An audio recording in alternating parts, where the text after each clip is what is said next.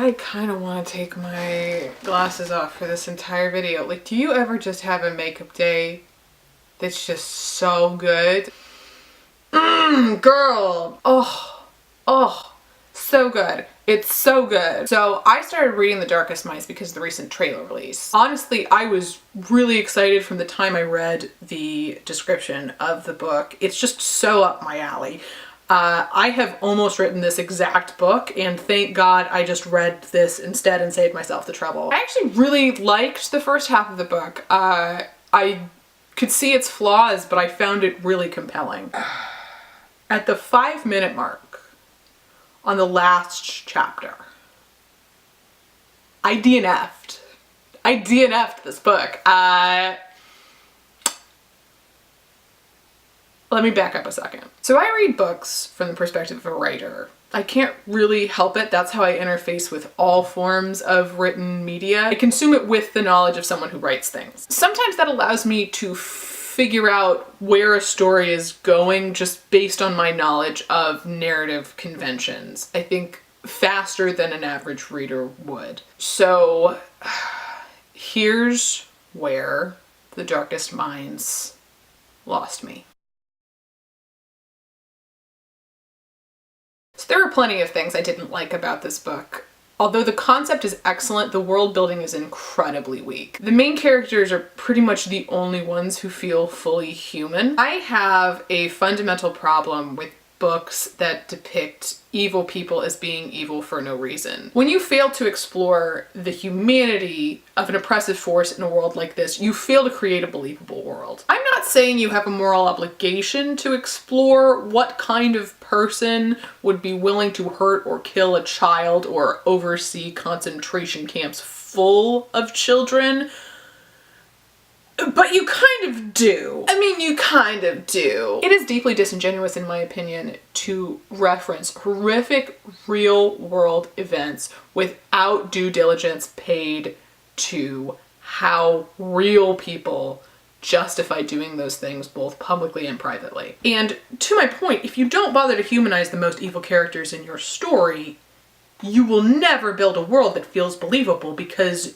it will be populated by an entire group of fake people. There is so much telling and so little showing in this book. I don't care about the economy. I don't care, and there's way too much attention paid to it in a book that already has way too much expositing going on. The economy is, for the record, the least interesting thing you could be paying attention to in this world. There are way too many threads that come up way too late in the book. Almost none of them are capitalized on in any meaningful way. Tribes come to mind, rogue roving bands of children. They mention them like once. It's really late in the story for them to even mention it. Also, tribes. You sure that's the name you want to go with? Tribes? Okay. Second of all, they do nothing with it. They do absolutely nothing with it. There's so much expositing. This book needs so much help. Powers defined and explored so poorly. There's no solid indication of how or when they work. You don't get a good sense of their limits or their rules. Some people are really powerful for no good reason. Greens get absolutely no airtime at all. There is not a single green. You don't get to see a single green use their powers. The color-based categories for powers are unfortunate is the word I would use. Zu, the Japanese American character, is a yellow. She's a yellow? Really? Did nobody say that out loud? At any point, nobody heard how bad that sounded? But here's the thing. Unfortunate accidental racism aside, a lot of that could have worked. Some of it doesn't work and wouldn't work no matter what the circumstances, but some of it could have worked. A lot of those creative decisions could be chalked up to the protagonist being a child, a conceit that's central to the very concept of the book, but which is fundamentally limiting. 10-year-olds just don't view the world like adults do. They don't have an adult perspective. Ruby's simplified understanding of her world feels at least partially justified based on how isolated she's been for much of her life and how young she was when everything kind of started going to hell. Here's where you lost me. And sorry, spoilers to follow. If you want to know the major problems I have with this book, they all lead back to Clancy. I'm not just talking about Clancy's character, which I both do and don't have problems with. I'm talking about when we introduce Clancy and how that introduction impacts the story as it evolves. Ruby loses pretty much all of her agency in the latter half of this book. Like, as soon as they hit East River, poof, it's gone. In most books, East River would either be the end of a story or the midpoint being the point at which the protagonist stops being reactive and starts being active, embraces their destiny, or what have you. With the setup of the novel, the midpoint should be Ruby beginning to embrace and gain better control over her powers. But she doesn't. She tries and she gains a few new abilities, but largely what's emphasized is that she doesn't really improve that much. She remains largely ignorant of what her powers can do and how they work, and largely much less powerful than any of her contemporaries. That, combined with her loathsome interactions with Clancy, left me really frustrated and confused. So the satisfying realization of the setup for Ruby's initial character arc, her being deathly afraid of herself and her powers, would seem to be her full exploration of those powers and an amount of acceptance of herself. And that's not really what we get, because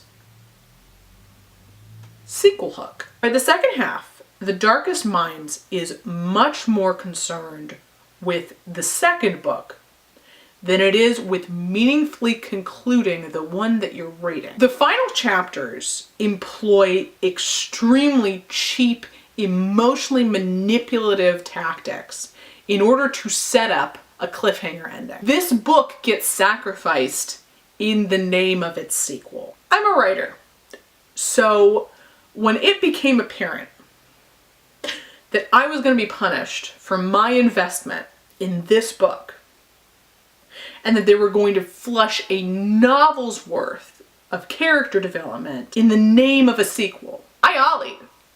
I got the fuck out of there. I ollied all the way out. And I think there's a lesson to be learned there. I love serialized media. I love expansive universes and well-realized characters. In fact, I loved the four main characters of this book, but I like to be invited into a world. I don't like to be forced into one at gunpoint.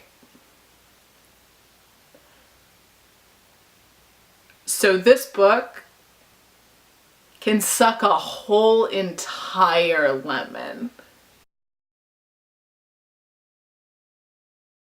Hello, my best and only friend. How are you? You look good. Did you get taller?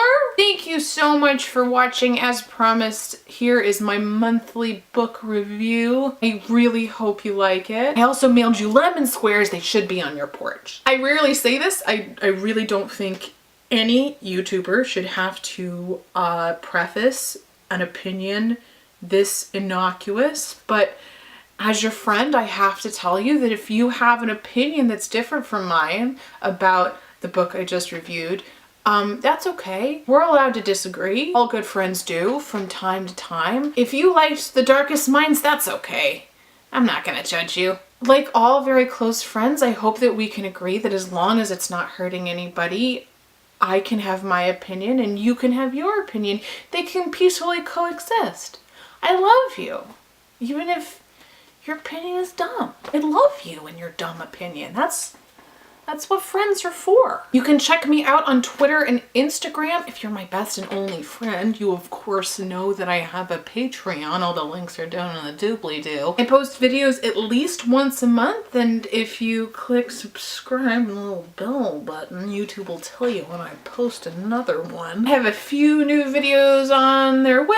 I'm entertaining a few new wild and crazy ideas. My next one should be out in the next few weeks. Until then, you can find me on social media, and if you're lucky, at your local Blockbuster eating red vines in the way back near the foreign films. Bye!